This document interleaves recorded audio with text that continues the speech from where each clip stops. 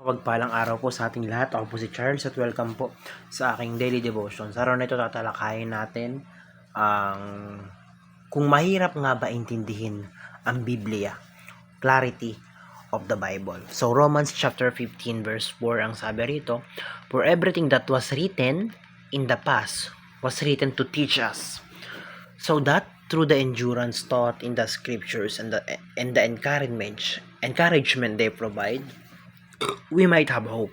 Sa Tagalog, sapagkat ang anumang mga bagay na isinulat noong una ay isinulat upang tayo ay matuto, upang sa pamamagitan ng pagtatiyaga at sa pagpapasigla ng mga kasulatan ay magkakaroon tayo ng pag-asa. So sa unang katuruan sabi nito, the Bible is God's revelation.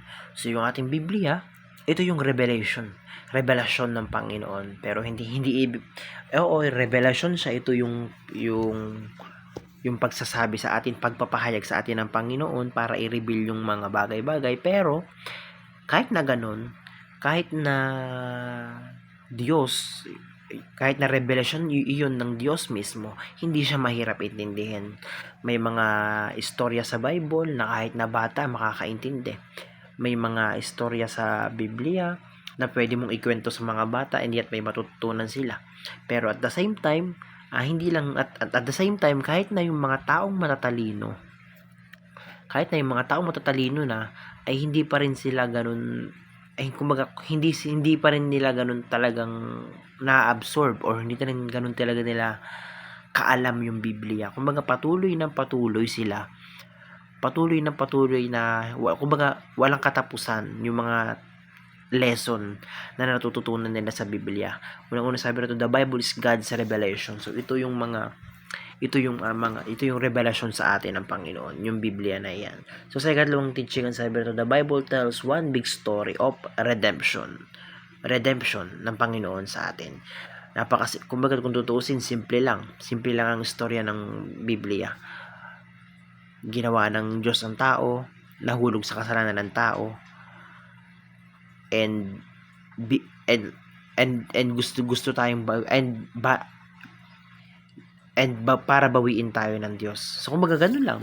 Kung tutuusin natin, yes, napakahaba ng Biblia, pero doon lang umiikot Umiikot lang sa redemption. Umiikot lang doon sa, kumbaga nagsimula lang yung kwento. Kumbaga kaya lang nangyayari yung mga kwento sa Biblia. Kasi ang pinakadahilan nun, gusto tayong bawiin ng Panginoon. Gusto tayong alisin ng Panginoon doon sa kasalanan, gusto niya tayong bawiin, ganun. So kumbaga ang pinaka-istorya ng Biblia, ginawa ng Diyos ang tao sa mundo. Yung tao nahulog sa kasalanan, and yung Diyos gusto niyang bawiin yung tao sa kasalanan. So yun lang, kumbaga kung tutuusin, yun yung pinakang sentro ng Biblia, no? The Bible tells one big story of redemption, kung paano tayo binabawi ng Diyos sa kasalanan. Sa ikatlong teaching ang sabi rito, the Bible is sufficient for all our spiritual needs. So kagaya ng katawan natin, kagaya ng physical na katawan natin, meron yung spiritual, meron din pangangailangan yan. Kung yung katawan natin ay kailangan ng pagkain para maging malusog, kailangan ng masustansyang kainin para maging mabuti, yung spiritual ay kailangan din yun.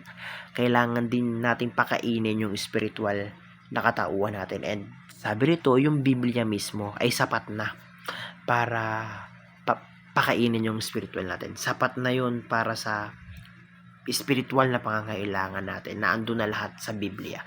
So punta tayo sa unang katuruan, paano ba natin ito maya-apply sa ating mga buhay. Unang-una sabi rito, take full advantage of God's revealed word. So yun na nga, ni-reveal na sa atin ng Panginoon yung salita niya. Nandiyan na mismo, nasa Biblia na mismo. So ano pang kailangan natin? So let's take advantage of it na basahin natin. Nandiyan na yan babasahin mo na lang So kumbaga napakadali nang abutin, napakadali nang gawin na malaman yung revelasyon ng Panginoon, ng Diyos para sa ating mga tao. So basahin ang Biblia and sulitin mo yung pagkakataon na ibinigay sa iyo ng Panginoon na yan. So sa ikalawang application sabi nito, read God's love letter every day. So yung Biblia, love letter yan sa atin ng Panginoon. So, pag imagine may boyfriend ka, may girlfriend ka, binigyan ka ng love letter, syempre yun, makikilig ka, patutuwa ka, ganon. And kagaya ng Diyos, binigyan din tayo ng love letter ng Diyos. Yung Biblia, salita yan ng Diyos, and gusto niyang ibigay sa atin yon, ipahiwatig sa atin yon. So, parang love letter ng Panginoon, yung Biblia sa atin. So, kailangan natin gawin, basahin natin yung love letter na ito. Basahin natin yung gustong sabihin sa atin ng Panginoon. So, sa ikatlong application sabi rito, nourish your spiritual life through the Bible. So, yun na nga, pakainin mo yung spiritual na buhay mo, yung spiritual na katawan mo, gamit ang Biblia. Dahil Biblia lang ang sapat na ang Biblia para mabusog yung spiritual na buhay mo, yung spiritual na katawan mo. So, yun lamang po ang napakaraming tututunan sa araw na ito. Glory to God.